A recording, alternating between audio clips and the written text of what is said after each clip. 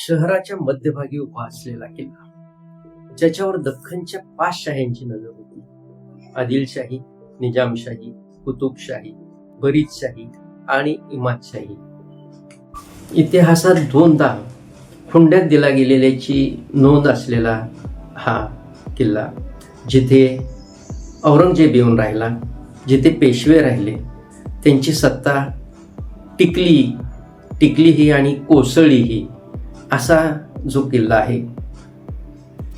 आज आपण सोलापूरचा भुईकोट किल्ला याच्याविषयी माहिती पाहणार आहोत या डॉक्युमेंटरीमध्ये. याच्यामध्ये आपण काही AI व्हिज्युअल्सचा देखील वापर केलेला आहे, तर तो आपण पुढे पाहूया. भुईकोट किल्ला हा सोलापूर शहरातील प्रमुख ऐतिहासिक किल्ला आणि पर्यटन स्थळ आहे. भारत सरकारने 4 डिसेंबर 1930 रोजी या किल्ल्याला राष्ट्रीय संरक्षित स्मारक घोषित केले.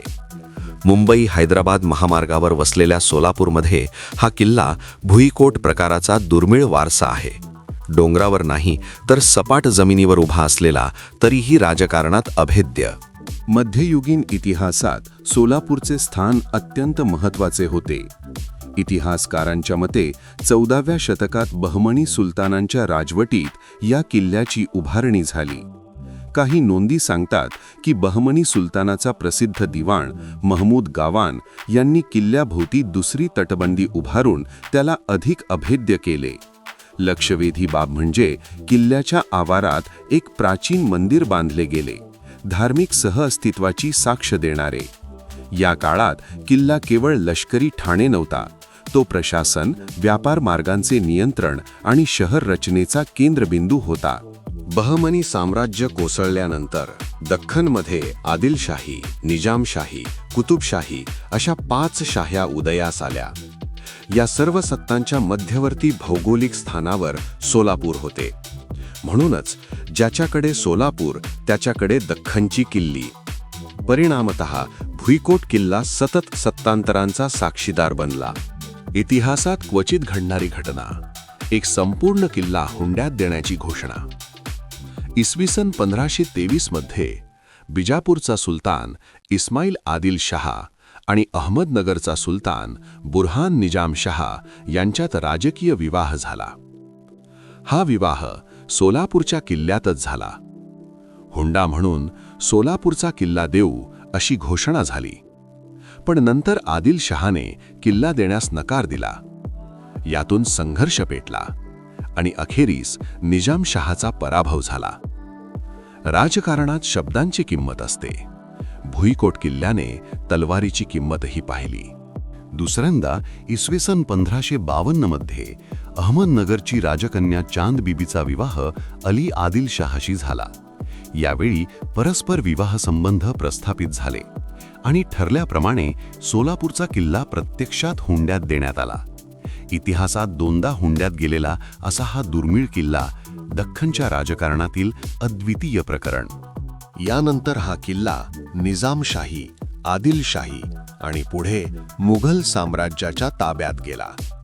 बादशहा औरंगजेब आलमगीर यांनी आपल्या कारकिर्दीत या परिसरात बराच काळ घालवला. दख्खनवरील नियंत्रणासाठी हा किल्ला अत्यंत मोलाचा होता.